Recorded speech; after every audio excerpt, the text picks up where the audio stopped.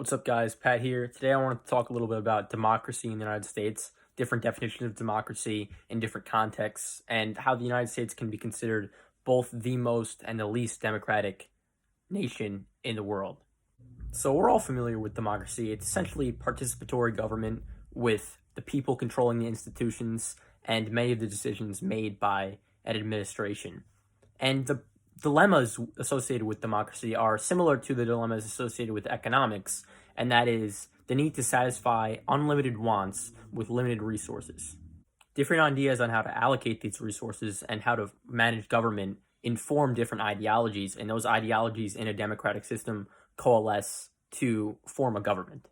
Now, the United States was imbued with democracy at its core upon its inception in the 1700s. The founding fathers were very liberal in their allusions to Greek and Roman democratic philosophers, to Enlightenment thinkers, and those are evident in the words of the Declaration of Independence, the Constitution, of all these foundational documents that have dictated the direction of our country.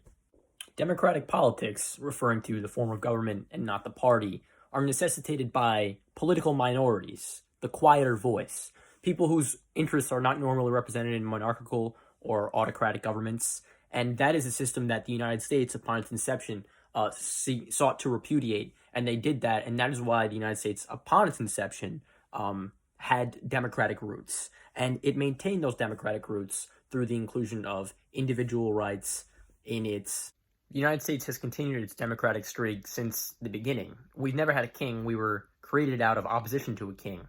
We have one of the longest streaks of active democratic voting in the history of the world, behind some other established countries that had established democracies. But we're the only democracy that is not tempered by a monarchy in the history of the world for quite a long time, of a significant population. For these reasons, the United States can be rightfully considered the most democratic nation in the world, and it's this commitment to democratic values that has propelled the United States to global superpower, alongside other attributes, alongside our abundance of natural resources and our commitment to free market capitalism. But our commitment to democracy has certainly afforded us a political expediency that hasn't been seen by any other superpower in the world. But there's another definition of democracy that is not thrown around too often, and it's something that the United States utterly defies. That idea is democracy as a collectivist ideology, democracy as a tyranny of the majority, as a representation of the interests of only the majority, letting the minority kind of fall out of the equation. And that is something that the founding fathers saw, and that is reasons why they put protections against the abuses of democracy into our foundational documents, why they intertwined republicanism, why they intertwined so many elements of individualism into our foundational documents that have brought us to the unique syncretism of democracy and individualism we see today. The allocation of resources and capital amongst the populace is not democratic because we don't vote on it. It's not fair. But the reason it's not fair is exactly what makes it fair. It's that individuals with different merits, we have different reasons and have different abilities to own and operate different pieces of capital, different property, and this meritocracy has dominated the American economy for such a long time. So it seems as though the formula for geopolitical, economic, socio-political success is to combine elements of democracy in political enfranchisement with elements of individualism and rugged individualism, as you might say, or just freedom in the economy. The founding fathers recognized the whims of human nature, to want more than they can have, to look at the positives of what they would get without the negatives of what they would have to trade off, and to make impulsive decisions based on these comparisons. And that's why they included institutions like individual property rights. Property rights were such a big theme in the Constitution and even the Declaration of Independence.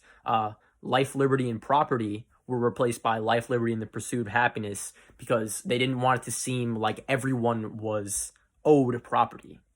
The reason they included the Electoral College to elect our president is a very brilliant reason, which I think is ignored by proponents of historical illiteracy or revisionism, and that is to represent the rights of the minority.